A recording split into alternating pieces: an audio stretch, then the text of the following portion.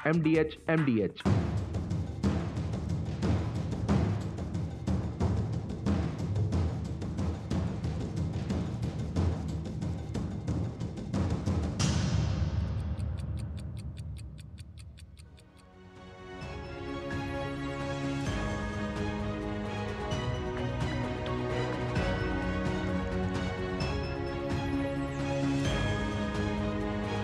नमस्कार, बहुत बहुत स्वागत है आप सभी का डीडी न्यूज के इस खास कार्यक्रम इस वक्त में। मैं हूं निखिल सिंह और क्या है इस वक्त की बड़ी खबरें जिनके बारे में विस्तार से जानने समझने को लेकर आपके मन में जिज्ञासा है।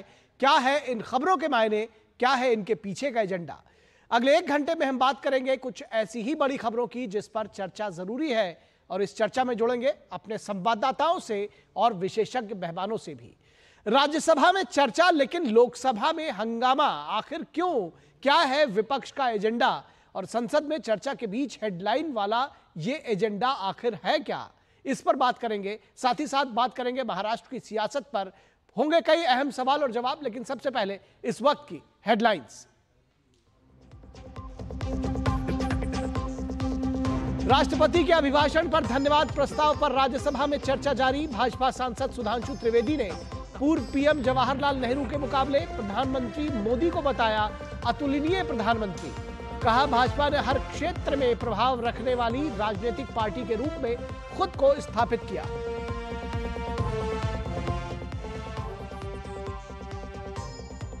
राष्ट्रपति के अभिभाषण पर चर्चा से पहले नीट पर चर्चा कराए जाने पर विपक्ष का जोर। नीट मामले पर विपक्ष के हंगामे के कारण लोकसभा की कार्यवाही दिन भर के लिए स्थगित। बीजेपी का आरोप, लोकसभा परिणाम से उत्साहित विपक्ष के सदन के नियमों और परंपराओं को ताक पर रखा। सरकार हर चर्चा के लिए तैयार।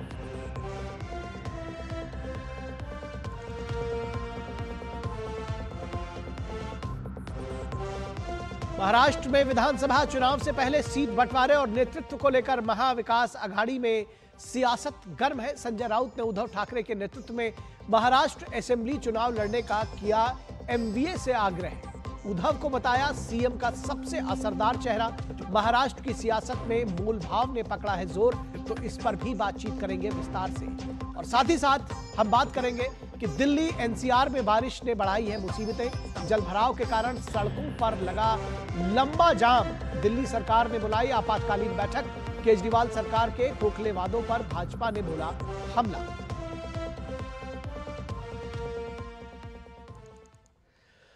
तो सबसे पहले खबर संसद से। राज्यसभा में चर्चा लेकिन लोकसभा में हंगामा, आखिर क्यों? ये ऐसा क्यों हुआ? इस पर हम चर्चा विस्तार से करेंगे और समझने की कोशिश करेंगे कि राज्यसभा में राष्ट्रपति द्रौपदी मुर्मू के अभिभाषण पर धन्यवाद प्रस्ताव पर चर्चा जारी है, लेकिन यह चर्चा आखिर लोकसभा में क्यों नहीं हो सकी। चर्चा की शुरुआत में भाजपा सांसद सुधांशु त्रिवेदी ने इसकी शुरुआत की और अभिभाषण को तथ्यों के आधार पर और तर्कों के आधार पर सही ठहराने की कोशिश की। सुधांशु त्रिवेदी ने एक पूरी सीरीज के आधार पर यह बताने की कोशिश की कि किस तरह से सरकार सही कार्य कर रही है। सुधांशु त्रिवेदी ने कहा कि नरेंद्र मोदी लगातार तीसरी बार प्रधानमंत्री बने। उन्होंने पूर्व पीएम नेहरू को पीछे छोड़ा है। उन्होंने कहा कि एक किताब का संदर्भ दिया और पीएम मोदी को नेहरू जी से बेहतर प्रधानमंत्री बताया। उन्होंने कहा कि प्रधानमंत्री के लिए नेहरू जी को 0 वोट मिले थे और मोदी जी हैं जिन्हें सर्वसम्मति से नेता माना गया। सुधांशु त्रिवेदी ने कहा कि भाजपा ने हर क्षेत्र में प्रभाव रखने वाली राजनीतिक पार्टी के रूप में खुद को स्थापित किया है।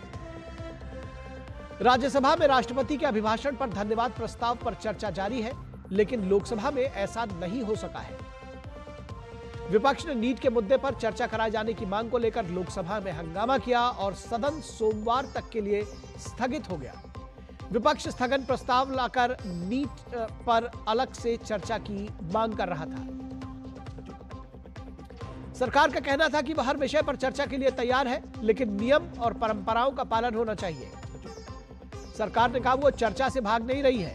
विपक्ष के हंगामे पर संसदीय कार्य मंत्री किरेन रिजिजू ने कहा कि विपक्ष नियमों को ताक पर रखकर हंगामा कर रहा है और नियमों को ताक पर रखकर चर्चा चाहता है। उन्होंने कहा कि विपक्ष संसद की गरिमा का ध्यान नहीं रख रहा है। रिजिजू ने कहा कि हम भरोसा दिलाना चाहते हैं कि सरकार चर्चा करने के लिए तैयार है, हर विषय पर चर्चा करने के लिए तैयार है। वहीं राज्यसभा में जेडीएस प्रमुख एचडी देवेगौड़ा ने नीट मामले में सरकार के फैसले का समर्थन किया। उन्होंने कहा कि सरकार इस पर कार्रवाई कर रही है, सीबीआई की जो जांच दी गई है वो भी सही है।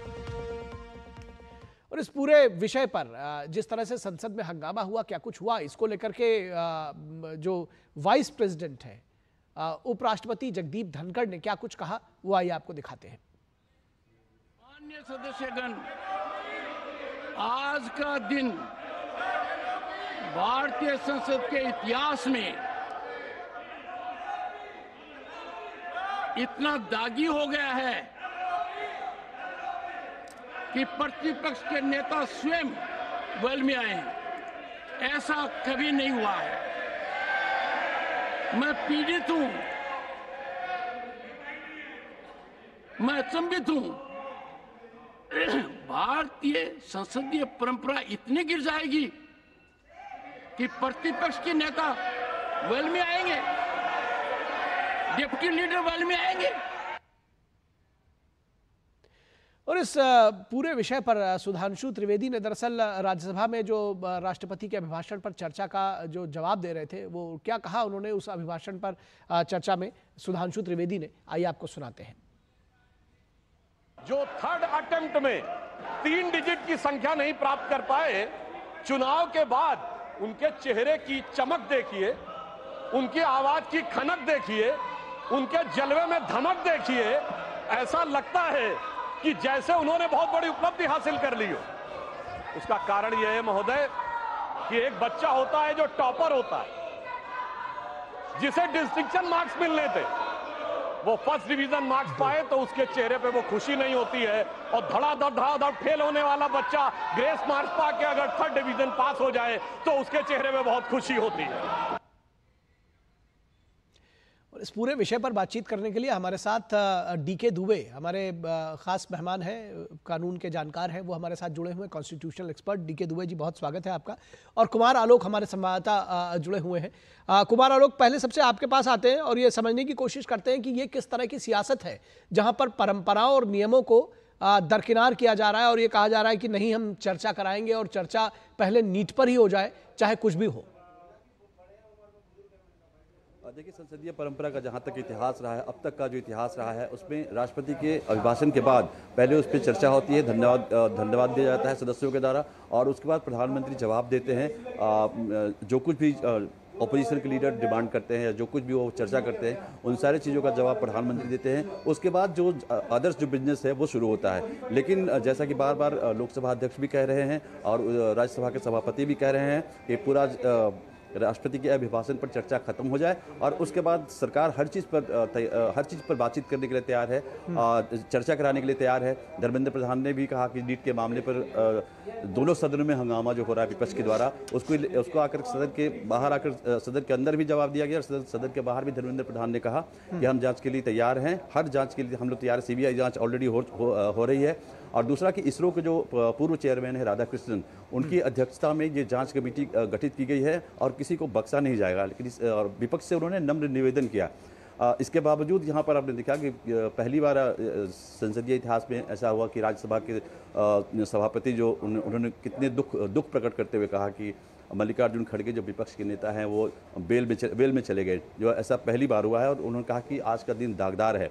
मल्लिकार्जुन खड़गे से जब ये पूछा गया तो उन्होंने उसका उत्तर दिया कि चूंकि मैं बार बार सभापति के आसन की ओर देख रहा था, लेकिन सभापति मुझे नहीं देख रहे थे, मुझे नोटिस नहीं कर रहे थे और वो सत्ता पक्ष की ओर नोटिस ले रहे थे, इसलिए मुझे वेल में जाना पड़ा। तो ये जवाब अपने आप में हास्यास्पद है। इसी तरीके से अगर हम देखें कि दोनों सदनों में, लोकसभा में तो बार बार एडजर्नमेंट हुआ और सोमवार तक के लिए स्थगित हो गया, लेकिन यहाँ पर राज्यसभा में अभी संपूर्ण विपक्ष ने वॉकआउट किया और उनका यही डिमांड था कि नीट पर चर्चा कराई जाए, जो कि संसदीय परंपरा के अनुकूल नहीं है। तो अब राज्यसभा, हालांकि वहाँ पर सत्ताधारी वर्ग के लोग हैं, वहाँ पर चर्चा। दरअसल मैं इसके पीछे की सियासत समझना चाहता था कुमार आलोक, आपके पास दोबारा आऊंगा ये जानने की कि आखिर ऐसा क्यों कर रहे थे, इससे क्या एक्सट्रैक्ट निकालना चाहते थे, कौन सी उनका जो सियासत है उसमें उनका कौन सा मकसद हल होता है। फिलहाल डीके दुबे जी के पास आएंगे और ये समझने की कोशिश करेंगे डीके दुबे जी आपसे कि ये जो पूरी राष्ट्रपति के अभिभाषण पर जो राष्ट्रपति पहले उनका अभिभाषण होता है, फिर उस पर धन्यवाद प्रस्ताव पर चर्चा होती है, फिर प्रधानमंत्री जवाब देते हैं। हम बहुत समय से इस पूरी परंपरा को देखते हुए हैं। क्या नियम है कि क्या, क्योंकि हमने कभी देखा नहीं कि राष्ट्रपति के अभिभाषण के पर हो जाए और उसके बाद उसको स्थगित करके किसी दूसरे विषय पर चर्चा कराई जाए। निखिल जी, बिल्कुल आप सही कह रहे हैं, क्योंकि जो संसदीय परंपरा है, जब से संसद बनी है जी, तब से कॉन्स्टिट्यूशन में भी ये प्रावधान है कि सबसे पहले जो लोकसभा बैठेगी उसमें राष्ट्रपति का अभिभाषण होगा। राष्ट्रपति के अभिभाषण के बाद उस पर चर्चा होगी, उसके बाद संसद कोई और विषय उठाएगी। राष्ट्रपति के अभिभाषण के बाद उसको कंप्लीट करना अति आवश्यक है। और मजे की बात यह है इस बार कि नीट की चर्चा राष्ट्रपति महोदया ने अपने भाषण में भी की थी, इसलिए नीट पर आपको स्वतंत्रता थी कि आप आज से अगर सेशन शुरू करते तो आप नीट पर ही बात करते, मतलब आपको अलग सेशन लेने की जरूरत ही नहीं थी। अगर आप कह रहे हो कि सेशन लेने की जरूरत है तो भी सेशन लेने की जरूरत नहीं है, वैसे तो परंपरा में ही नहीं है। लेकिन फिर भी राष्ट्रपति के अभिभाषण में भी अगर आप चाहते हो तो केवल नीट पर ही चर्चा करते। और मजे की बात यह है कि किरण रिजिजू साहब लोकसभा में खड़े होकर कह रहे हैं कि हम आपके सभी सवालों के जवाब देंगे, आप जो भी विषय उठाएंगे उस पर हम जवाब देंगे। लोकसभा के स्पीकर कह रहे हैं कि मैं आपको पूरा अवसर दूंगा, आप जिस विषय को रखना चाहेंगे उस विषय को रखेंगे, लेकिन संसदीय परंपरा को, संसदीय व्यवस्था को मत तोड़िए। ये कॉन्स्टिट्यूशनल प्रावधान है कि राष्ट्रपति का अभिभाषण सबसे पहले होता है, उसके बाद ही संसद शुरू होती है। इसलिए राष्ट्रपति के अभिभाषण की जो औपचारिक प्रक्रिया है उसको कंप्लीट होने दीजिए और आप उसमें ही बोल लीजिएगा। उसमें अलग से हम आपको समय देने की आवश्यकता ही नहीं, क्योंकि उसी में आप नीट की चर्चा करिए, जो विषय आपको रखना वो करिए। इसका मतलब बिल्कुल साफ हो गया कि व्यवस्था की बात नहीं है, यहां है प्रतिपक्ष के इंटेंशन की बात, कि प्रतिपक्ष करना क्या चाहता है। प्रतिपक्ष इस मामले में सदन, किसी भी मामले में सदन चलने ही नहीं देना चाहता है, क्योंकि अवसर तो पूरा था आपको अपनी बात करने का। आप अपनी बात कहते हैं, लोकसभा अध्यक्ष भी कह रहे हैं, नेता सदन भी कह रहे हैं, लेकिन आपने वो करना नहीं था, इसलिए ये किया गया, अन्यथा इसका कोई कारण नहीं है। और इसको असंसदीय कहते हैं। मेरा मानना ये कि कॉन्स्टिट्यूशन की किताब लेकर जो लोग शपथ ले रहे हैं उनको ध्यान रखना चाहिए कि संविधान का पालन हाउस के अंदर होना ही चाहिए।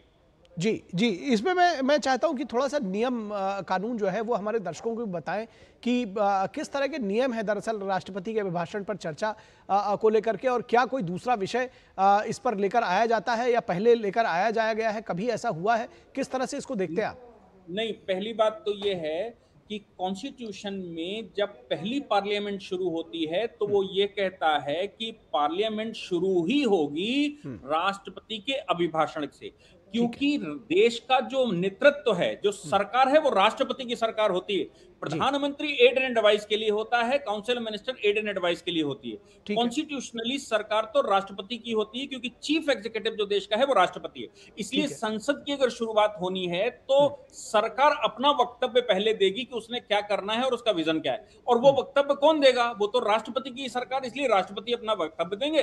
राष्ट्रपति के वक्तव्य के बाद ही उस पर जो प्रतिक्रिया देनी है वो प्रतिपक्ष का काम है कि वो उसको अपनी प्रतिक्रिया दें। उस प्रतिक्रिया में जो चाहते हैं वो उठाएं। ये और पिछले जब से संसद बनी है तब से ये प्रक्रिया जारी है। और दूसरी बात ये भी कि कॉन्स्टिट्यूशन में भी यही प्रावधान है कि सबसे पहले राष्ट्रपति का भाषण होगा, उसके बाद संसद की कार्रवाई शुरू करने के लिए फिर जो अध्यक्ष रहते हैं वो उसको लिस्टिंग करते हैं कि मोशन क्या होगा। लेकिन राष्ट्रपति का अभिभाषण अध्यक्ष के अधीन नहीं है। राष्ट्रपति का भाषण वो चूंकि खुद सॉवरन है, इसलिए उसका स्वतंत्र भाषण है, उस पर पहले कार्रवाई हो जानी चाहिए, उसके बाद कोई प्रक्रिया शुरू हो सकती है, उससे पहले प्रक्रिया शुरू ही नहीं हो सकती। ठीक है। इसलिए राष्ट्रपति के अभिभाषण पर जब तक पूरी दोनों तरफ से अपनी वार्ता ना हो जाए तब तक संसद के अध्यक्ष को भी ये अधिकार नहीं है कि वो शुरू कर ले। कैसे शुरू करेगा जब तक सॉवरन की बात पूरी नहीं हो जाएगी? तो सॉवरन अपनी बात कह गए, उस पर आप लोग अपना रिएक्शन दीजिए, उसके बाद संसद में कार्रवाई शुरू होगी। ये व्यवस्था अभी तक है और यही कॉन्स्टिट्यूशनल व्यवस्था भी है। ठीक है, तो यानी कि एक तरह से ये देश का अपमान है, राष्ट्रपति का भी अपमान है अगर इसको रोका जाता है। कुमार आलोक, आपसे समझना चाहेंगे जिस बात को डीके दुबे जी ने उठाया कि अलग से सेशन मांगने की वजह क्या है, किस तरह से इसको देखते हैं, क्या प्रतिपक्ष चाहता है, इंटेंशन क्या है? देखिए, राज्यसभा में जो विपक्ष के नेता थे मल्लिकार्जुन खड़गे, तो उन्होंने जो नोटिस गया है, खासकर हम लोकसभा की बात करें और राज्यसभा की बात करें, तो लोकसभा में सीधे कहा गया कि बिजनेस को ठप करके जो भी है और ये नीट पे चर्चा कराई जाए। लेकिन राज्यसभा में नियम 263 का हवाला दिया गया है और नियम 263 के तहत आप किसी भी बिजनेस को रोक करके इमरजेंसी कोई भी आप चर्चा शुरू करवा सकते हैं। लेकिन जैसा कि हमारे गेस्ट दुबे सर जो बता रहे हैं कि ऐसा कभी नहीं हुआ है कि राष्ट्रपति के अभिभाषण को बीच में छोड़ करके या बीच में उसकी जो अवधि को छोड़ करके आप किसी नया बिजनेस को आप उसमें ऐड करें, ऐसा नहीं हुआ है। लेकिन मल्लिकार्जुन खड़गे कह रहे थे कि नहीं, 263 इसीलिए बना है और इस नियम के तहत आप अविलंब इस पर चर्चा कराइए। तो जो संवैधानिक विशेषज्ञों की भी अगर हम माने तो उनका भी कहना है कि राष्ट्रपति के अभिभाषण के बाद ही कोई बिजनेस हो सकता है दोनों सदनों में, चाहे वो लोकसभा हो चाहे वो राज्यसभा हो। तो ऐसे में देखना हो कि अब यहाँ पे राज्यसभा से तो वॉकआउट किया संपूर्ण विपक्ष ने, लोकसभा में भी अब सोमवार तक के लिए स्थगित है। और पूछा गया, जब सदन के बाहर जो विपक्षी सदस्य थे उनसे पूछा गया कि क्या सदन सोमवार से सुचारू रूप से चल पाएगा, तो उस पर भी कोई स्पष्ट जवाब विपक्ष की ओर से नहीं आया है। तो अब देखना होगा कि फ्लोर मैनेजर जो सरकार के होते हैं और जो विपक्ष के जो होते हैं फ्लोर मैनेजर, तो उनसे किस तरीके से तारतम्य बिठा करके सोमवार से फिर से सदन की कार्रवाई सुचारू रूप से चलाई जा सके, ये सरकार की इच्छा होगी, ये सरकार चाहेगी। और विपक्ष इसमें कितना कोऑपरेट कर पाता है, ये देखने वाली बात होगी। ठीक है, तो देखना होगा कि आगे कम से कम मंडे से कैसे चलता है सदन। बहुत शुक्रिया डीके दुबे जी आपका, और हमारे साथ जुड़ने के लिए कुमार आलोक आपका। मुझे 10 सेकंड दे दीजिए। जी आप कुछ कहना चाह रहे हैं? जी प्लीज। मैं ये कह रहा हूँ कि जो 263 की बात कही जा रही है वो सदन के अंदर की बात है, जबकि संसद का मतलब होता है लोकसभा, राज्यसभा और राष्ट्रपति, और राष्ट्रपति सॉवरेन होता है। इसलिए सॉवरेन की बात के ऊपर कोई सेशन प्रिवेल नहीं कर सकता और कोई नियम प्रिवेल नहीं कर सकता। सारे नियम राष्ट्रपति के बाद शुरू होते हैं, राष्ट्रपति के बीच में नहीं शुरू हो सकते। जी, ये बात आपने बहुत अच्छी कही है हमारे दर्शकों के लिए, और सभी को ये समझने की ज़रूरत होती है कि जैसे आपने बहुत बखूबी बताया कि जो संसद है वो राष्ट्रपति, लोकसभा, राज्यसभा मिला करके बनती है, और ऐसे में राष्ट्रपति के साथ में जब राष्ट्रपति का वक्तव्य हो रहा है तो वो पूरा हो जाने के बाद ही और उस पर चर्चा पूरी हो जाने के बाद ही कोई नई चर्चा शुरू हो सकती है। बहुत शुक्रिया डीके दुबे जी इस तमाम बातचीत के लिए, और इस पूरे विषय पर अपना नियम और कानून की जो परंपराएं हैं उसके विषय में हमें जानकारी देने के लिए। कुमार आलोक आपका भी शुक्रिया। और इसके बाद करेंगे कि आखिर ये जो संसद में चर्चा के बीच में हेडलाइन वाला एजेंडा लाने की जरूरत क्या है, लेकिन इससे पहले रुकेंगे एक छोटे से ब्रेक के लिए। आप कहीं मत जाइएगा, जल्द हाजिर होंगे।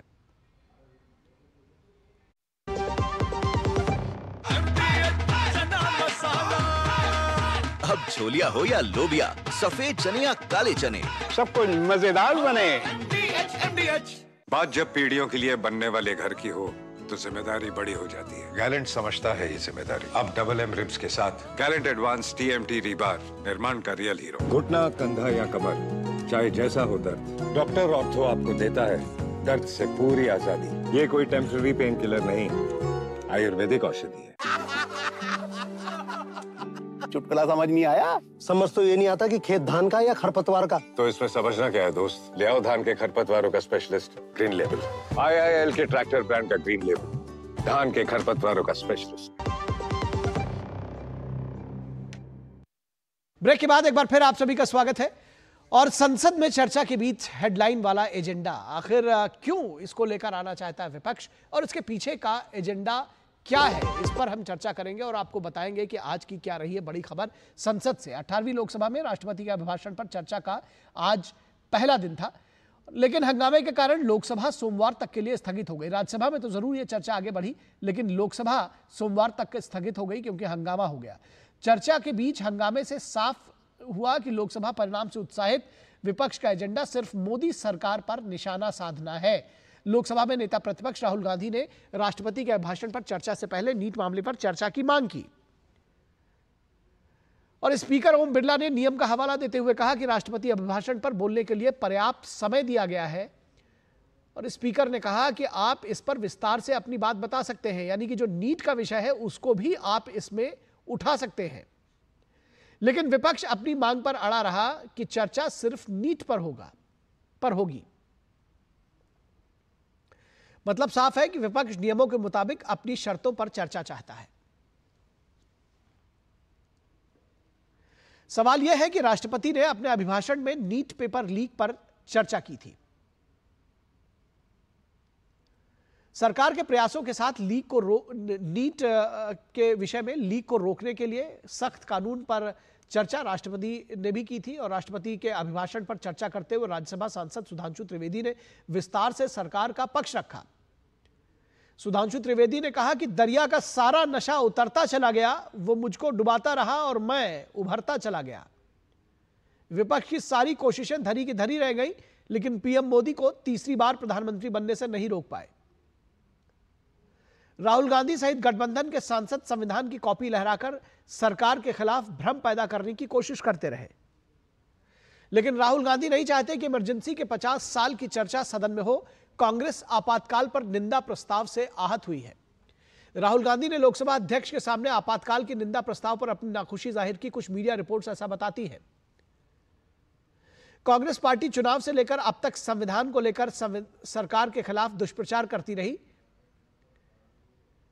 लेकिन अब कांग्रेस पार्टी मोदी सरकार के काउंटर अटैक से आहत हो रही है। स्वस्थ लोकतंत्र में चर्चा जरूरी है, यह बात विपक्ष को समझनी होगी। सिर्फ हेडलाइन बनाने के कारण अगर सदन न चले तो इसका नुकसान देश को होगा। यह बात समझने की जरूरी है कि लोकतंत्र में चर्चा जरूरी है। सिर्फ हेडलाइन बनाने के कारण अगर सदन नहीं चलता है तो निश्चित तौर पर देश को नुकसान होता है। और लोकसभा में नेता प्रतिपक्ष राहुल गांधी ने राष्ट्रपति के अभिभाषण पर चर्चा के दौरान नीट के मामले पर चर्चा की मांग की। क्या कुछ कहा उन्होंने, आइए आपको दिखाते हैं। मैं आपको पूर्व में बता चुका हूं कि आप विषय राष्ट्रपति अभिभाषण में रखें। अभी आपका नहीं सर, कोई हम रिकॉर्ड में नहीं जाएगा, इसलिए मेरा आग्रह है उनको, हिंदुस्तान के जो स्टूडेंट्स हैं उनको हम जॉइंट मैसेज देना चाहते थे। हाँ दें, आप सुनिए जॉइंट मैसेज देना चाहते थे ऑपोजिशन और सरकार के साइड से कि इस मुद्दे को हम ज़रूरी मानते हैं और इसीलिए हमने सोचा था कि आज स्टूडेंट्स की रिस्पेक्ट करने के लिए हम नीट पर डिस्कशन करें। ठीक है, आप डेडिकेटेड डिस्कशन। संसदीय कार्य मंत्री किरेन रिजिजू का कहना है कि राष्ट्रपति के अभिभाषण पर चर्चा के दौरान कोई और चर्चा संसदीय परंपरा का हिस्सा नहीं हो सकती है। कांग्रेस पार्टी की ओर से आज ऐसा मुद्दा उठाया जो संसद के गरिमा के लिए बिल्कुल ठीक नहीं है। कांग्रेस पार्टी के नेता ने ये कहा कि धन्यवाद प्रस्ताव पर चर्चा ना करके दूसरे विषय पे चर्चा किया जाए। ऐसा नियम बिल्कुल नहीं होता है। भारत के संसदीय इतिहास में कभी भी ऐसा नहीं हुआ। और इस पूरे विषय पर बातचीत करने के लिए हमारे साथ 3 खास मेहमान जुड़े हुए हैं, उनसे आपका परिचय करा दें। हमारे साथ शुभ्रांश राय, कांग्रेस के प्रवक्ता जुड़े हुए हैं। शुभ्रांश जी, बहुत स्वागत है आपका। हमारे साथ धनंजय गिरी, बीजेपी के प्रवक्ता जुड़े हुए हैं। धनंजय जी, बहुत स्वागत है आपका। और हमारे साथ विनोद मिश्रा, हमारे कंसल्टिंग एडिटर हैं, वो जुड़े हुए हैं। विनोद जी, बहुत स्वागत है आपका। विनोद जी, आपने पूरी रिपोर्ट देखी है, आपसे ही इस चर्चा की शुरुआत करना चाहेंगे, समझना चाहेंगे कि आखिर ये किस तरह की सियासत है। क्योंकि एक तरफ ये बात साफ तौर पर कही जा रही है कि जब राष्ट्रपति महोदया ने भी अपने अभिभाषण में नीट का विषय उठाया है तो उस पर बोला जा सकता है, उस पर बात कही जा सकती है, लेकिन जो नियम है, जो परंपराएं हैं, उनको ताक पर रहकर अलग से चर्चा कराए जाने की जिद, क्या सियासत है, क्या हासिल करना चाहता है विपक्ष इससे? निखिल, जैसा कि अब आपने हेडलाइन में भी आपने बताया और जिस तरह से अपनी रिपोर्ट में कह रहे थे कि ये पूरा का पूरा एजेंडा क्या मीडिया के हेडलाइन के लिए है, तो अगर आप इसको देखें कि ये परंपरा को हम आपसे बेहतर पार्लियामेंट में जो चुन के सांसद आए हैं और जो सांसद पहले से हैं वो हमसे बेहतर जानते हैं। लेकिन सवाल ये है कि लोकसभा के 18वीं लोकसभा की अगर आप बात करें तो ये चर्चा का आज पहला दिन है जो राष्ट्रपति के अभिभाषण पर ये धन्यवाद प्रस्ताव आया हुआ है।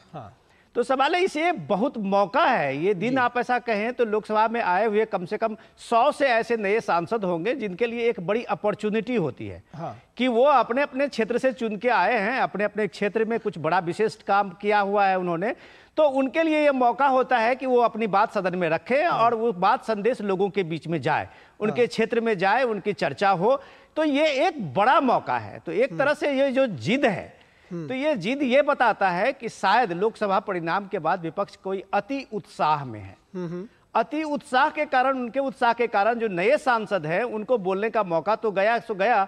पार्लियामेंट के पोस्ट में आप ये देखिए कि कार्यवाही में जो देश के करोड़ों रुपया खर्च होता है पर डे के हिसाब से अगर आप देखें, वो भी पानी में बहे जा रहा है।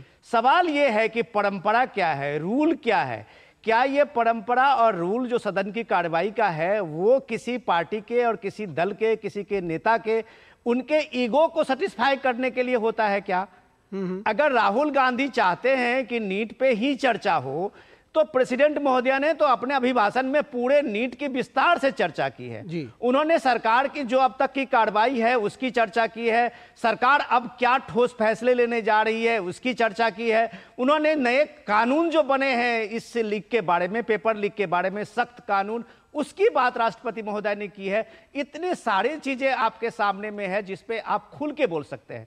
जब आप दिखा रहे थे स्पीकर साहब का ये बाइट सुधा रहे थे, तो स्पीकर बार बार कह रहे थे कि आपको जो धन्यवाद प्रस्ताव में शामिल होने के लिए मौका दिया जा रहा है उसमें आपके पास पर्याप्त समय है, आप उस समय का उपयोग करते हुए नीट पे ही बोल सकते हैं। और जाहिर सी बात है कि सरकार की ओर से शिक्षा मंत्री ने पहले भी कहा था कि हम इस पे जवाब देने के लिए तैयार हैं और इसका जवाब आया भी है। तो इतनी सारी चीजें जब आप संविधान की प्रक्रिया, जब आप सदन की प्रक्रिया और सब चीज प्रक्रिया से ऊपर उठते हुए सिर्फ संविधान की कॉपी लेके लहराएंगे, इससे बात नहीं बनती है। ये भ्रम की सियासत सिर्फ आप डालना चाहेंगे तो शायद देश को इस बात का अंदाजा है कि सदन की प्रक्रिया में एक जिम्मेदारी होती है, एक गंभीरता होती है, वो भी सदन के नेता और विपक्ष के नेता को दिखानी पड़ती है।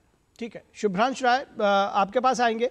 ये जिस तरह से चर्चा है कि अगर मंशा दरअसल हेडलाइन बनाने की थी, मंशा अगर छात्रों के हित की होती, उनको उसको लेकर के सरकार को घेरने की होती, सरकार से सवाल पूछने की होती, तो आज कम से कम सदन जो है वो स्थगित नहीं कराया जाता, लोकसभा में आपके लोग सवाल पूछ रहे होते।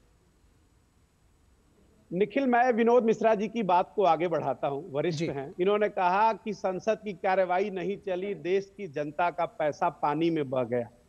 करोड़ों टैक्स पेयर का पैसा पानी में बह रहा है, क्योंकि पिछले कुछ दिनों से हम देख रहे हैं कि जो भ्रष्टाचार का उद्घाटन नरेंद्र मोदी जी ने जबलपुर एयरपोर्ट पे किया या दिल्ली इंटरनेशनल एयरपोर्ट पे किया, वो टूट गया, बह गया, वो चू गया। पहली बात तो पानी में देश का पैसा तो बहा है, एक बात। दूसरा, आपने जो राष्ट्रपति आप करेक्शन कर लेंगे, वो नरेंद्र मोदी का उद्घाटन नहीं था। देखिए, हम पब्लिक ब्रॉडकास्टर हैं, हमें फैक्ट्स को तो चेक करना होता है। मैं बोल लेने दीजिए, उसके बाद भाषण दीजिएगा, सुन लीजिए, रहने दीजिए, शांत रहिए थोड़ा।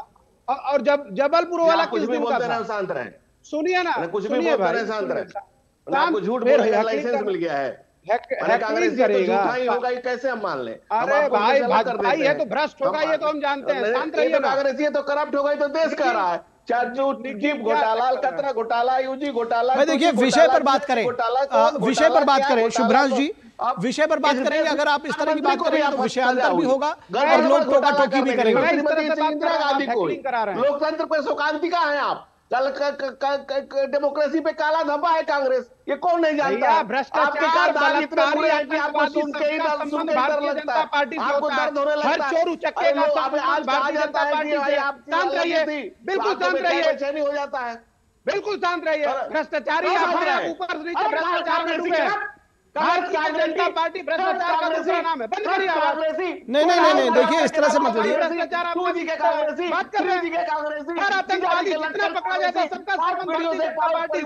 अयोध्या में आपका भ्रष्टाचार दिख रहा है, आपका जबलपुर एयरपोर्ट में भ्रष्टाचार दिख रहा है, दिल्ली में आपका भ्रष्टाचार दिख रहा है। तो एक कहानी परिवार का बेटा बना है, सुनिए धनंजय गिरी के बाबूजी, उनकी बेटी, उनका उनके पांच पीढ़ी से पांव पूछने वाले लोगों को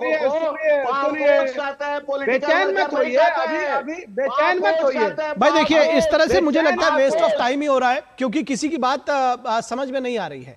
और शुभ्रांश जी, मैं आपसे ये एक निवेदन करूंगा कि अगर विषय पर रहेंगे और अगर जो बात आप कहें उसको अगर आप अथॉरिटी के साथ कहें, उसमें आप जिसको कहते हैं कि सही बात कहेंगे तो लोग टोकेंगे नहीं। अब आप इधर उधर की वो गिर गया, इसके पहले क्या कभी कोई बिल्डिंग छत किसी के समय में नहीं गिरी थी? क्यों इस विषय को ला रहे हैं? जो आपसे सवाल पूछा गया कि आज आपने एक अवसर गंवा दिया, लगी थी उस पर भी बात कर लेते हैं। एक अवसर आपने गंवा दिया, एक अवसर आपने गंवा दिया सरकार से सवाल पूछने का। मेरा सवाल सिर्फ यही था, क्योंकि आप लोग चाहते हैं कि हेडलाइन बने कल, तो ये इस पर जवाब दीजिए। आप कहां इधर उधर की बात कर रहे हैं? आपके पास बहुत कुछ है बोलने के लिए।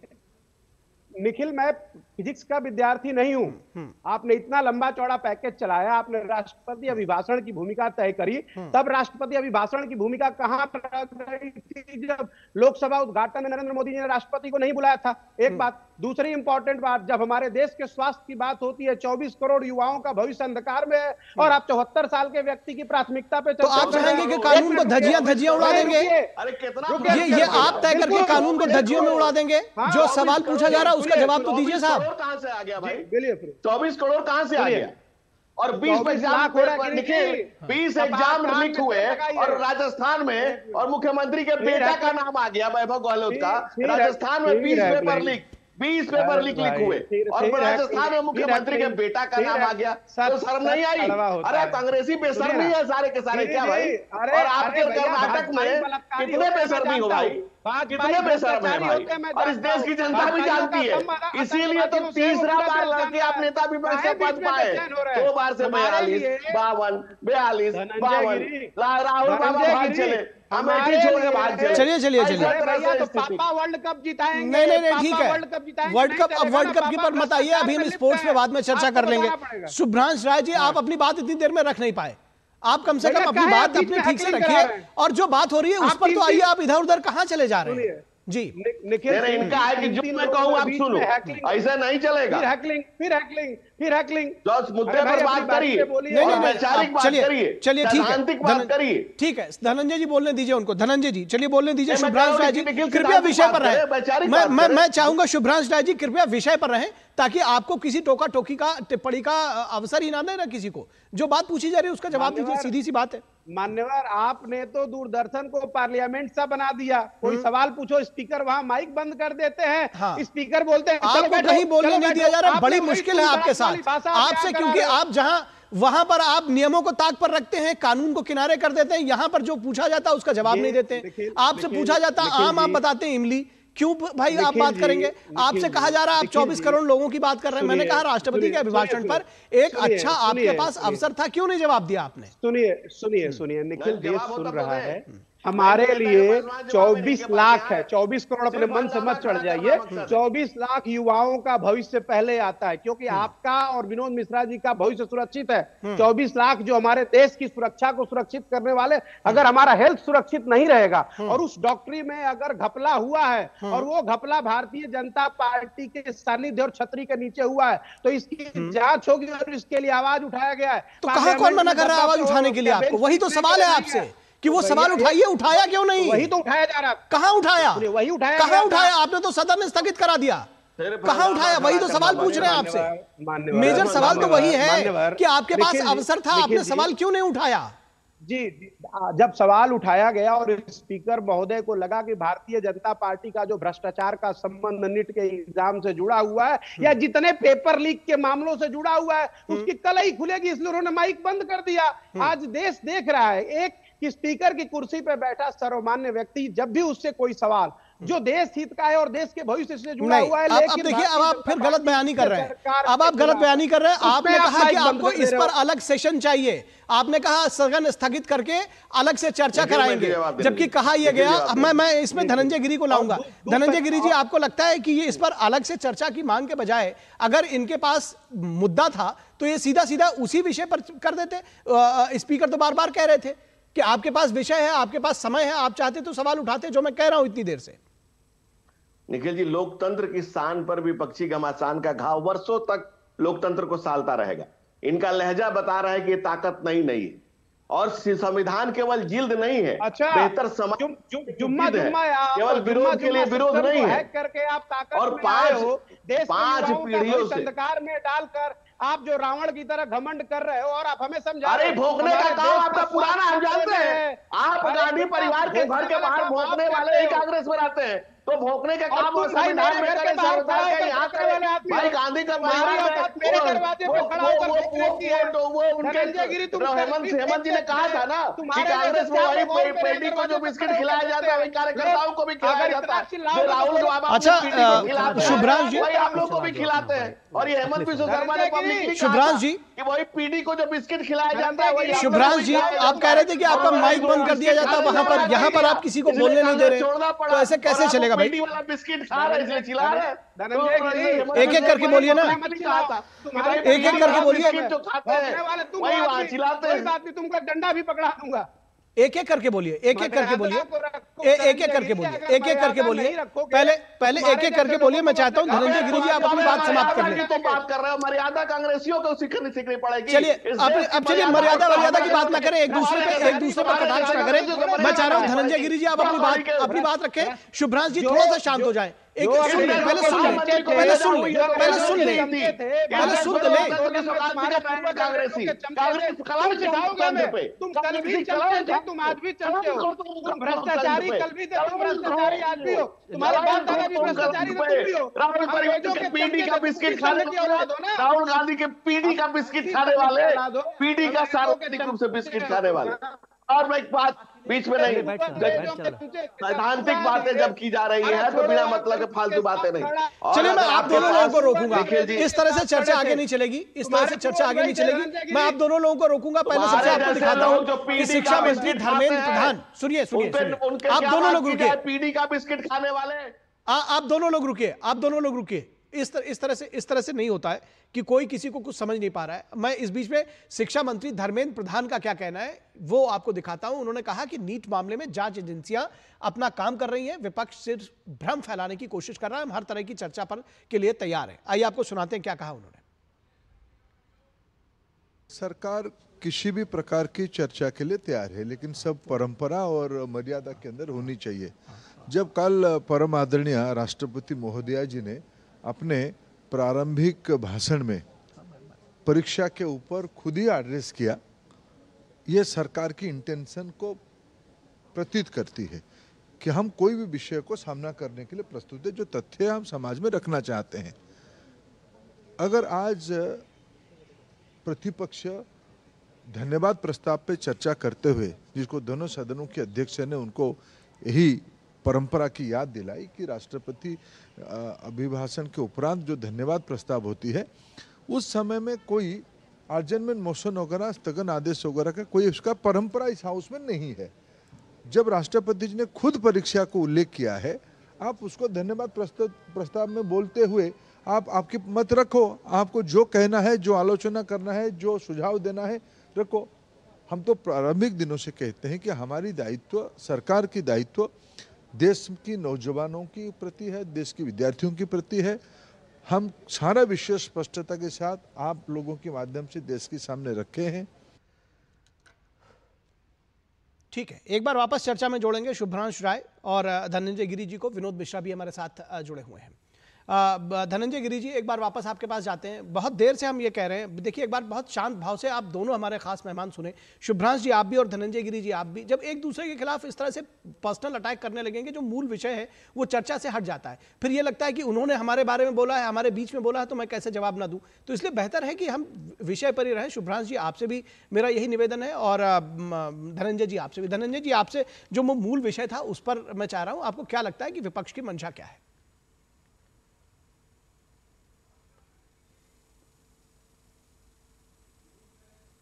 एक बार म्यूट अपना चेक कर लें धनंजय जी, आपकी आवाज हम तक नहीं आ रही।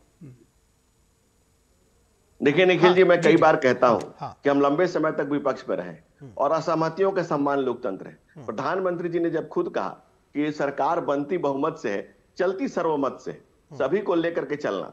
और लोग कहते हैं ना, शब्द मुग्ध कोई शब्द नहीं है हमारे यहाँ, मंत्र मुग्ध शब्द है। नरेंद्र मोदी का दिया हुआ मंत्र है कि सबका साथ, सबका विकास, सबका विश्वास और सबका प्रयास। हम लंबे समय तक विपक्ष में रहे, कांग्रेस लंबे समय तक सत्ता में रही है, विपक्ष में रहकर भी हमने नजीर पेश किया और राष्ट्र हित के मुद्दे पर हम लोग कांग्रेस के साथ खड़े रहे। दल से बड़ा देश है, हमारे श्रद्धेय नेता ने कहा था कि पार्टी आएंगी, जाएंगी, बनेंगे, बिगड़ेगी, लोकतंत्र रहना चाहिए। लेकिन अगर हम ये कोशिश करें, हम राहुल गांधी गलत सही हो सकते हैं, लेकिन हमसे बड़े नेता है, उसी तरह से आदरणीय हमारे जो साथी पैनलिस्ट है, नरेंद्र मोदी गलत सही हो सकते हैं, लेकिन उनसे बहुत बड़े नेता है। तो हम किसी व्यक्ति पर पर्सनल अटैक करने से पहले ये सोचे कि हम वैचारिक बात करें। आज हम पार्लियामेंट की जिस चर्चा के बाद लोकतंत्र के व्यापक हित के प्रति सांस्कृतिक और प्रतिगामी शब्दों का इस्तेमाल, ये लोकतंत्र के लिए, अगर आपके पास शब्द नहीं है या मंत्र बनने वाले शब्द नहीं है तो आप व्यक्तिगत हमला कर देंगे, आप गाली दे देंगे। गाली की जरूरत तभी है जब शब्द कम पड़ जाए। हम कह रहे हैं कि आज विपक्ष को हल्ला करने की जरूरत इसलिए पड़ रही है कि विपक्ष को अगर बात हम करें कि राजस्थान में 20 पेपर लीक हुए और उसमें सीएम अशोक गहलोत के बेटे पर केस चल रहा है, वहां के एक मंत्री पर केस चला है, तो बात इसकी नहीं है। बात है कि 2006 में आप चले जाइए, यूपी में तमाम पेपर लीक हुआ अलग अलग सरकारों में, आप तमिलनाडु में तो 10th और 12th का पेपर लीक हुआ। विषय वो नहीं है, विषय है कि क्या पेपर लीक पर सिर्फ हंगामा खड़ा करना है कि वो 25 लाख जो 16-17 साल के 20 साल के बच्चे हैं वो कल कोई कदम न उठा ले, उनके साथ हम एक साथ खड़ा हो जाए। हम अपने झाँव कभी भी कर सकते हैं। अनेक विषय हैं देश में जिस पर हो सकता है, और इस देश में तो एक प्रधानमंत्री को सजा हुई थी गलत चुनाव में मालिक फंक्शनिंग के लिए, वो भी कांग्रेस की थी। लेकिन कांग्रेस इतने समय तक लंबे तक सत्ता पे रही है, उनके पास तमाम आरोप लगे हैं, और कांग्रेस पिछले 3 चुनाव में जितना नहीं जमा कर पाई उतना हमारे पास अभी है। पिछले 40 सालों में 230 सीट कांग्रेस को नहीं मिली है। उन सब बातों को छोड़ करके अगर ये परंपरा है, ये स्वस्थ परंपरा है कि राष्ट्रपति के अभिभाषण पर आप राष्ट्रपति कह रहे हैं, महिला की बात करते हैं, आप आदिवासियों की बात करते हैं, आप पिछड़े की बात करते हैं, आप दलित, और वो महिला है, दलित और आदिवासी है, अगर आप उनकी बात सुनने को तैयार नहीं, आप राष्ट्रपति के उस मूल्यों के, लोकतंत्र के मूल्यों का सम्मान करने के लिए तैयार नहीं। विपक्ष व्यक्तिगत तौर पे मैं आपको गाली दे दूं या आप मुझे गाली दे, संस्कृति नहीं, ये विकृति है, और विकृति की जरूरत क्यों पड़ रही है? मैं कहता हूं कि नरेंद्र मोदी इस देश के प्रधानमंत्री हैं और राहुल गांधी इस देश की पार्लियामेंट के एलओपी हैं। वो किसी पार्टी के लिए से उनको जोड़ देना या उसके गठबंधन में बांधना, ये बिल्कुल जिस कार्य संस्कृति को 70 सालों में हमारे पुरखों ने खड़ा किया, यह सहमतियों की फसल हमारे पूर्वजों ने बोई है, उसी का लहलहाता हुआ लोकतंत्र उसकी बानगी है, उस पर हम लाठी लेकर पड़ जाए, उस पर हम ढेला फेंकने लग जाए, हमें बोलने नहीं आता तो हम गाली देने लग जाए, ये गलत बात है। हमें नहीं बोलना आता है तो हम नहीं बोले, जरूरी थोड़ी की गाली दे दें। लोकतंत्र के व्यापक हित में जमहूरियत को जानदार बनाने के लिए, जज्बात से उसको जिंदा करने के लिए, युग परिवर्तन की प्रतिबद्धता लेकर के जो नरों में इंद्र होते नरेंद्र मोदी आज इस तीसरी बार 1962 के बाद तीसरी बार इस सरकार की तीसरी त्रिनेत्र खुला है। आज आप विकास के जो गति दी जा रही है, तीसरे नंबर पर अर्थव्यवस्था को ले जाने की बात कर रहे हैं। आपका पॉइंट आ गया। दरअसल इस पर जो आप कहना चाहते हैं कि दरअसल इस पर विवाद करने से अच्छा है कि मिल बैठकर बात करें, और जब इस पर चर्चा होती, जब इस पर सदन में चर्चा होती तो कोई ना कोई हल निकलता, कोई ना कोई एक, आप लोग दोनों ही पार्टियां, मतलब दोनों ही पक्ष कहीं ना कहीं कोई एक हल निकालते हुए नजर आते, एक दूसरे पर आरोप प्रत्यारोप भी लगाते वहां पर, लेकिन कम से कम ये चलता तो, चर्चा तो होती। और विषय यही है।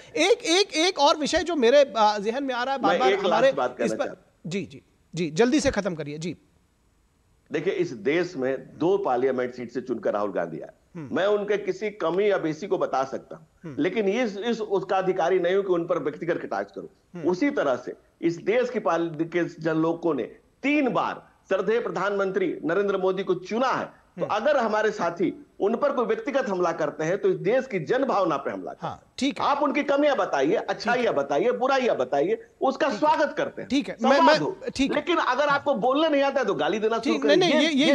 ये पॉइंट मुझे लगता है इससे सभी सहमत होंगे, सभी पैनलिस्ट सहमत होंगे। एक विषय असल में समय बहुत तेजी से जा रहा है, और एक विषय निखिल जी लास्ट, और मैंने भी कोई अगर पार्लियामेंट्री बात बोली है तो मैं उसके लिए भी खेद व्यक्त नहीं, ये बहुत अच्छा है, ये बहुत अच्छा है। कम से कम अगर किसी को कोई एहसास हो, मैं समझता हूँ कि शुभ्रांशु जी और धनंजय जी, आप दोनों बहुत ही अपनी अपनी पार्टियों का बहुत अच्छी तरीके से यहाँ पर रिप्रेजेंटेशन पहले भी करते रहे हैं, और इस तरह का भाव होना चाहिए कि एक दूसरे को बोलने दिया जाए, स्पेस दिया जाए, एक दूसरे के खिलाफ व्यक्तिगत तौर पर ना बोले, और किसी को लगता है कि कुछ गलत हो गया है तो एक दूसरे को माफ करके आगे बढ़ना चाहिए। बहुत अच्छा है ये। मैं ये कह रहा हूँ कि एक और विषय जो मैं उसको लेकर आना चाह रहा था, वो आप लोग इतनी जोर से लड़ने लग गए कि मैं उसको लेकर आ नहीं पाया। मैं ये कह रहा हूं कि एक पोस्टर जो है, देख रहे होंगे आप लोग आजकल अखिलेश यादव जी का, जो उत्तर प्रदेश में लगातार उत्तर प्रदेश से लेकर के दिल्ली तक नजर आ रहा है, जिसमें लिखते हैं कि वो भावी प्रधानमंत्री। विनोद मिश्रा जी, अखिलेश यादव को भावी प्रधानमंत्री बनाना, 1 जुलाई को उनका जन्मदिन है और देश के भावी प्रधानमंत्री को इस तरह के तमाम पोस्टर्स आप देख सकते हैं, हमारे टीवी स्क्रीन पे इसको दिखाया भी जा रहा है। तो इसको ठीक है, उनके जो समर्थक हैं, जो उनके पार्टी के लोग हैं, उनको कद्दावर बता सकते हैं, उनके अंदर क्षमता है, उनके अंदर प्रतिभा है, वो प्रधानमंत्री बन सकते हैं। कल कौन क्या होगा इसके बारे में कोई कुछ नहीं कह सकता। हालांकि इसमें जो दूसरे लोग हैं वो भी कह सकते हैं कि सपने देखने की कोई मनाही नहीं है, शेख चिल्ली भी सपने देखा करते थे।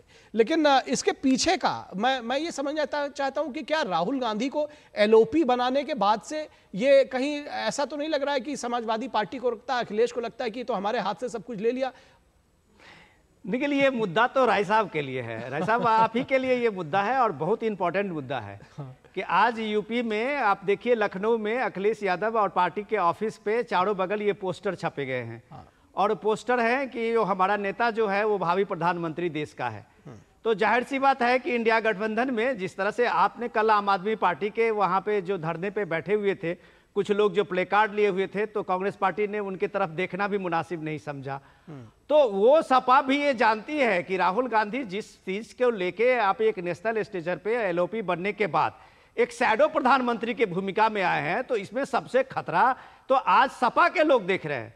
सपा के जो प्रवक्ता हैं उनका मैंने बाइट भी देखा है, वो कह रहे हैं कि अखिलेश यादव की भूमिका थी, जो ये प्रचंड जो उनकी जीत है कांग्रेस की और सपा की, उसमें अखिलेश यादव की भूमिका है। तो अखिलेश यादव को लग रहा है कि राहुल गांधी की जो बढ़ती हुई भूमिका है एलओपी के रूप में और एक शैडो प्रधानमंत्री के रूप बनने के बाद, तो शायद वो उनको लगता है कि सपा का फिर एग्जिस्टेंस क्या होगा।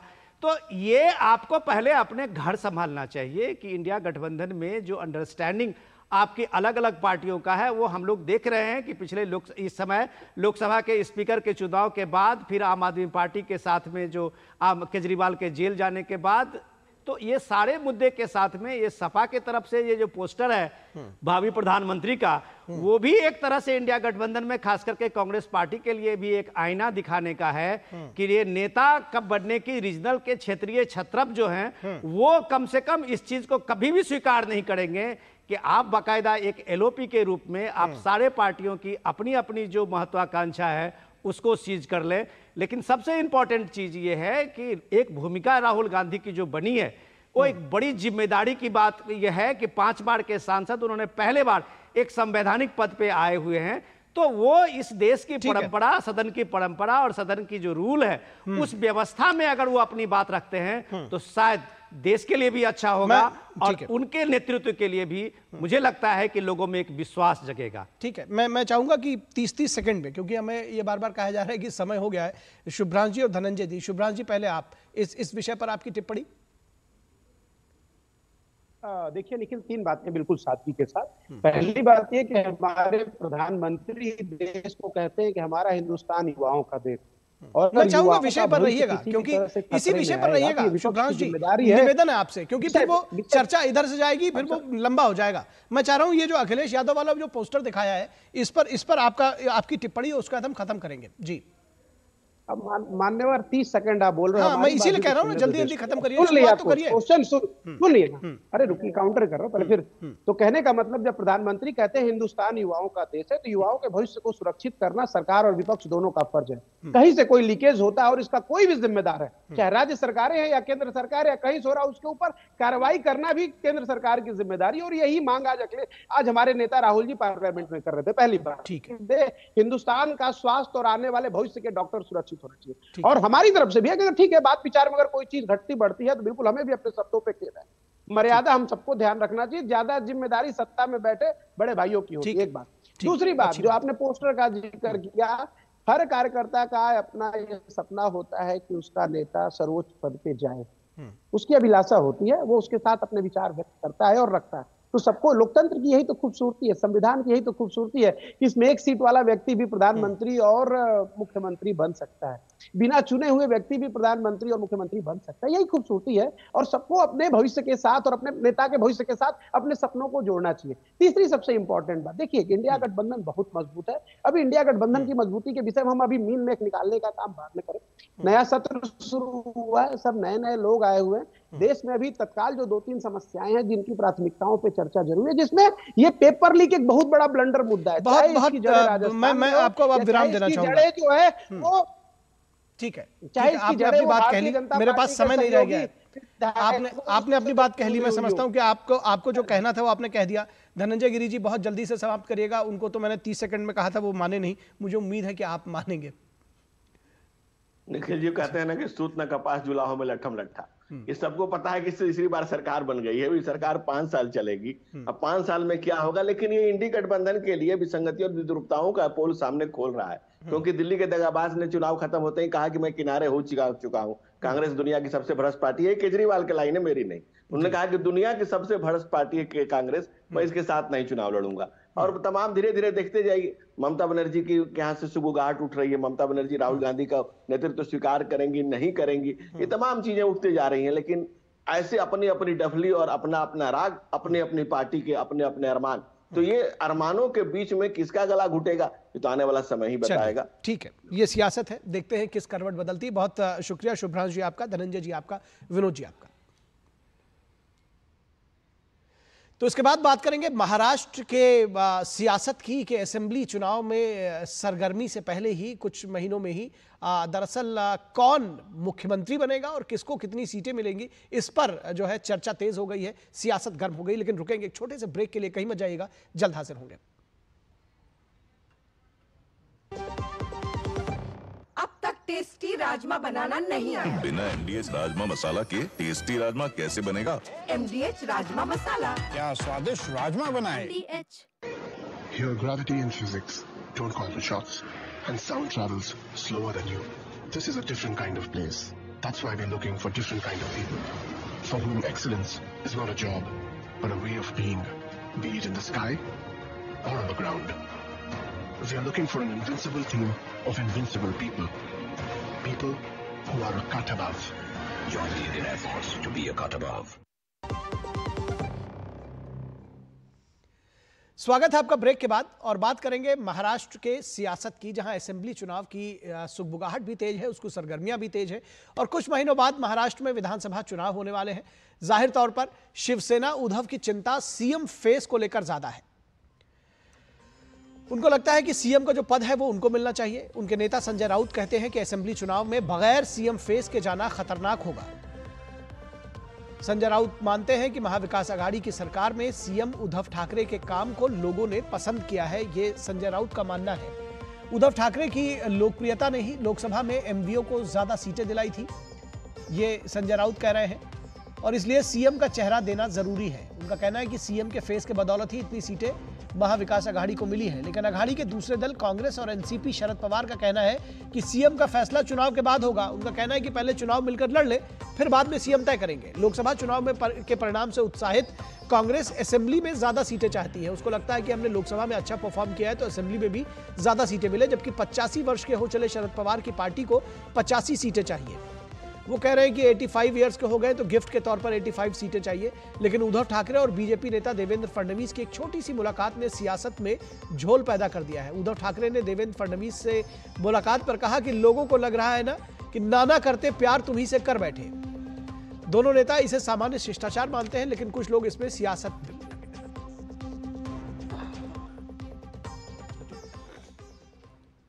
तो नाना करते प्यार तुम्ही से कर बैठे एक शिष्टाचार मुलाकात है, या इस जो दोनों लोगों की मुलाकात हुई उद्धव ठाकरे और देवेंद्र फडणवीस की, इसमें कुछ छुपा हुआ है, इस पर चर्चा करेंगे। लेकिन रुकेंगे एक छोटे से ब्रेक के लिए, कहीं मत जाइएगा, जल्द हाजिर होंगे।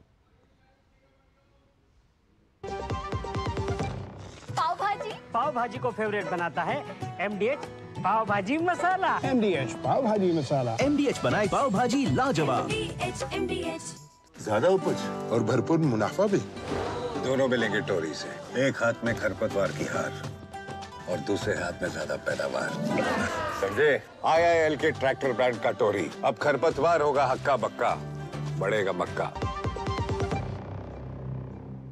ब्रेक के बाद एक बार फिर आप सभी का स्वागत है, और महाराष्ट्र की सियासत में उबाल है, इस विषय पर बातचीत करने के लिए हमारे साथ हमारे संपादकीय सलाहकार विनोद मिश्रा मौजूद हैं। विनोद जी, देवेंद्र फडणवीस और उद्धव ठाकरे की मुलाकात, वो भी लिफ्ट में, और कहा जा रहा है कि नाना करते प्यार तुम्ही से कर बैठे, कैसे देखते हैं इसको? निखिल, बिल्कुल आपने सही कहा कि 2-3 महीने के बाद महाराष्ट्र में असेंबली के इलेक्शन की सुगबुगाहट जो है वो तेज होगी, और इसकी चर्चा जो आप ही देख रहे हैं, जो उद्धव ठाकरे की और देवेंद्र फडणवीस की डिप्टी सीएम जो महाराष्ट्र के और सरकार में हैं, उनकी एक छोटी सी मुलाकात हुई थी लिफ्ट के, और वो एक शिष्टाचार मुलाकात हुई थी और दोनों एक साथ ही लिफ्ट में गए थे। लेकिन जब लोगों ने सवाल पूछना शुरू किया तो देवेंद्र फडणवीस उद्धव ठाकरे ने कहा कि आप ऐसा मत मानिए कि नाना कहते कहते हमें प्यार जैसा हो गया है। तो सबसे इंपॉर्टेंट ये है कि ये लोकसभा के परिणाम से ये महाविकास आघाड़ी में कुछ ज्यादा ही उत्साह है, और इस उत्साह की वजह है क्योंकि शिवसेना के विभाजन के बाद आपने देखा और एनसीपी के विभाजन के बाद देखा तो ये लग रहा था जैसे एनसीपी में शरद पवार के पार्टी और उद्धव ठाकरे की जो शिवसेना है, दोनों का कम से कम अब एग्जिस्टेंस बचेगा कि नहीं बचेगा, क्योंकि उनका सिंबल भी छीन गया था, पार्टी का नाम भी चला गया था। लेकिन इन्होंने बहुत मजबूती से वापसी की है। तो इस वापसी से उत्साह में अगर अभी संजय राउत जो माहौल बना रहे हैं वो सीधे सीधे बार्गेन कर रहे हैं। बार्गेन इसलिए कि वो कह रहे हैं कि आप सीएम के फेस के रूप में आप उद्धव ठाकरे को लाइए, और उद्धव ठाकरे को अगर आप लाते हैं तो ये पक्का है कि उनकी लोकप्रियता जो है वो वहां पे इतनी ज्यादा है कि वो आप एक बहुमत के रूप में महाविकास आघाड़ी वहां सरकार बनाते हुए दिखेगी। लेकिन अब सवाल ये है कि क्या शिवसेना के इस प्रपोजल को क्या कांग्रेस पार्टी मानेगी? कांग्रेस पार्टी में अगर आप देखिए कि 3 दिन से मल्लिकार्जुन खड़गे के पास कांग्रेस के अलग अलग धड़े के लोग मिल रहे हैं और बता रहे हैं, कोई कह रहा है कि पार्टी अध्यक्ष को हटाइए, कोई कह रहे हैं कि पार्टी अध्यक्ष नाना पटोले को हटाइए।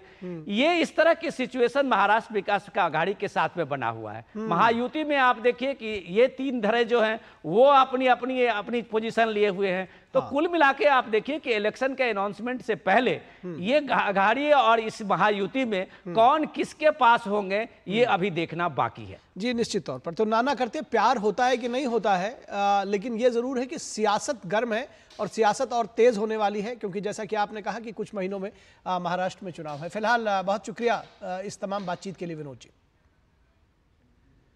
तो इस वक्त के आज के अंक में बस इतना ही। हमारी पूरी टीम को दीजिए इजाजत। नमस्कार।